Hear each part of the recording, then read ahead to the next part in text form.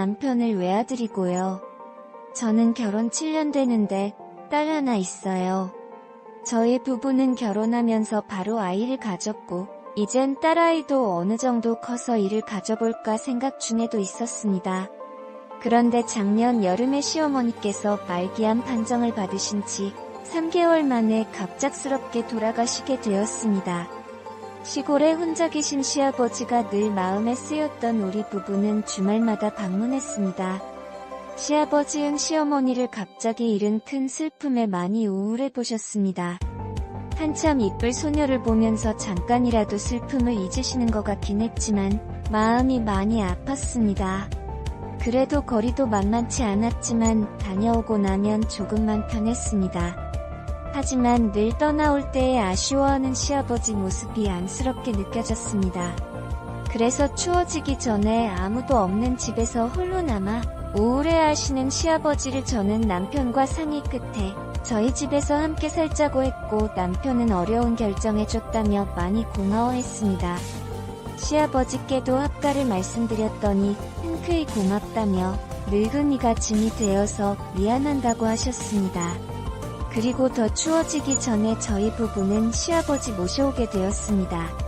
시아버님은 함께 살기 시작하면서 저희 딸과도 잘 놀아주셨고 종종 환하게 웃으시며 행복해하시는 것 같았습니다. 저도 이렇게 아침 저녁으로 가까이에서 챙겨드릴 수 있어서 한결 마음이 편했습니다. 그리고 딸아이 아침 등원도 하원도 아버님께서 손수 맡아서 해주셨고 딸아이도 할아버지를 잘 따랐습니다.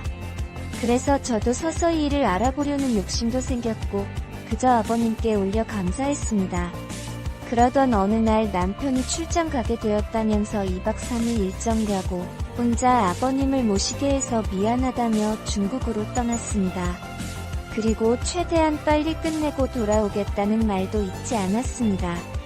하지만 저는 이미 시아버님이 그리 불편하게 느껴지지 않았기에 걱정 말고 일 잘 끝내고 잘 돌아오라고 했고 남편을 보냈습니다. 똑같은 일상이었습니다. 아버님께서 딸을 등원시켜주시고 헬스를 하시고 수영도 하시고 동네 기원에 들러서 바둑을 두신 후에 새롭게 사건 친구분들과 점심을 드시고 딸아이를 하원시켜서 집으로 데리고 오셨습니다. 이틀은 그렇게 빠르게 지나갔습니다. 그런데 출장 마지막 밤 저녁 식사 후 딸아이를 씻겨서 재워놓고 아버님께 인사를 드리려고 노크를 하였습니다. 그런데 방 안에서 시어머님의 사진을 들여다보며 슬픔에 잠긴 시아버님을 보게 되었습니다. 순간 알 수 없는 연민을 느꼈습니다. 아버님 어머님 생각 많이 나시나봐요. 오늘 저랑 위스키 한잔 하시겠어요? 했습니다. 시아버님은 그래 오늘은 좀 마셔야 잠이 올 것 같다. 한잔 하자구나 하셨고요. 시아버지와 저는 한두 잔 위스키로 홀짝이며 시어머니와 관련된 추억을 회상하면서 많은 이야기를 나누게 되었습니다. 시아버님 결혼 당시에는 연애라는 게 흔하지 않던 시대였답니다. 시아버님은 대학 시절 좋아하던 여자가 있었고 집안의 격차로 헤어지게 되었답니다. 그러던 중 시어머니과 인연이 닿아서 선을 보게 되었답니다. 그 당시 시아버님은 공직에 있으셨군요. 시어머님의 약대를 막 졸업한 여대 졸업생이었답니다. 그런데 시아버지께서 시어머니가 그리 마음에 들지 않으셨답니다. 또한 시어머니도 시아버지를 별로 내켜하지 않으셨답니다. 하지만 어른들의 추진으로 아버님과 어머님 결혼을 하셨답니다. 같은 지역에서 오랜 기간 지방 다니는 친분이 있는 상황이었답니다. 그래서 살면서 정이 들었고 시어머니께서 잘해주시니까 고맙고 미안했다고 합니다. 약대를 낳은 시어머니께선 약국을 차리셔서 자기 일이 있으셨지만 출장이 잦아서 늘 미안했던 희 아버님이셨는데 항상 불만도 없고 내조를 잘해주신 시어머니셨더라고요. 이제야 생각하니 잘해준 게 없었다고 속상하다고 하셨습니다. 그래서 지금 이렇게 마음에 걸린다며 눈물을 보시더군요. 저는 시아버지를 조용히 안아주셨습니다.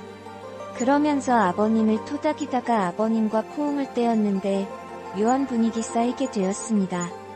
이미 술은 취해서 다른 생각이 나질 않았습니다. 그냥 그대로 우리들은 실수해버렸습니다. 다음날 저는 시아버님께 어젯밤은 실수였다. 다시는 이런 일은 없을 것이라고 말씀을 드렸습니다.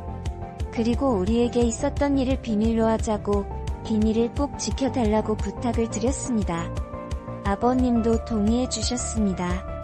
남편의 약속대로 출장 스케줄을 끝내고 돌아왔습니다. 남편이 돌아온 후 저희 생활에는 큰 변화가 없었습니다. 그런데 그 일이 있은 한 달 후 남편이 회식이 있어서 좀 늦는다고 연락을 받고 시아버지와 딸과 저녁 식사 후 설거지를 하는데 누군가가 갑자기 허리를 안았습니다. 놀라서 뒤돌아보니 시아버지였습니다. 아버님이 왜 이러세요 했더니 내가 자꾸 띠가 생각난다. 나 어쩌니 하시는 거예요. 저는 파르르 떨렸습니다. 딸아이가 거실에서 영화를 보고 있어서 더 큰 소리를 내지 못하고 아버님 그만하세요. 조용히 시아버님이 팔을 푸시고 본인 방으로 들어가셨습니다. 저는 그 밤이 너무 길었습니다. 설거지를 마무리하고 아이를 데리고 방으로 들어갔습니다. 남편을 12시가 다 되어서야 집으로 왔습니다. 이 상황을 어떻게 감당해야 하는지 정말 내가 이렇게 벌을 받는구나 생각되었습니다. 다음 날부터 시아버지는 눈도 안 마주치시려 하였습니다. 그래도 오히려 이게 편했습니다. 그러나 딸 등원과 하원은 여전히 전당을 하시더군요. 저는 시아버지와 함께 사는 것을 너무 쉽게 생각한 제 자신이 미웠습니다. 하지만 시간이 지나면 묻힐 거라고 제 스스로에게 안심을 시켰습니다. 시아버지는 어느 날 몸이 안 좋다면서 딸아이만 등원을 시키시고 집으로 돌아오셨습니다. 저는 그 틈을 타서 청소기를 돌리고 있었고요. 그런데 시아버님이 제게 오시더니 청소를 대신해주겠다며 제 손목을 잡으셨습니다. 저는 그 상황에 너무 불편해서 손을 뿌리치고 나와버렸습니다. 제가 진짜 벌을 받아 마땅한 일이지만 남편에게만큼은 비밀로 하고 싶었습니다. 그런데 이런 현실에 지쳐갑니다. 주말에 남편이 바람을 쐬러 가자고 했습니다. 몸도 마음도 불편했지만 남편이 모처럼 시간을 냈다고 했기에 딸아이와 아버님도 함께 시외로 드라이브를 갔습니다. 우리는 잘 꾸며진 잔디가 있는 음식점에 다 밥을 먹고 돌아오는 길에 자꾸 예쁜 카페에 들러서 차도 마시게 되었습니다. 딸아이와 시아버지가 사진을 찍는다며 카페 밖으로 나가고 저와 남편이 단둘이 남겨졌습니다. 남편이 말하더군요. 힘들지 여보. 그리고 정말 고마워. 그리고 잊지 않을 때 앞으로 더 잘할게. 저는 그만 그 자리에서 목이 메어 울어버렸습니다. 제가 무슨 염치로 어떤 말을 하겠어요. 아니, 전 괜찮아요. 밖에 할 말이 없었습니다. 저는 시아버지를 이제 그만 모셨으면 한다는 이야기를 하려고 기회만 보고 있었는데 남편이 저리 나오니 저는 어떻게 하나요? 그리고 요즘 들어서 시아버님은 운동을 더 열심히 하십니다.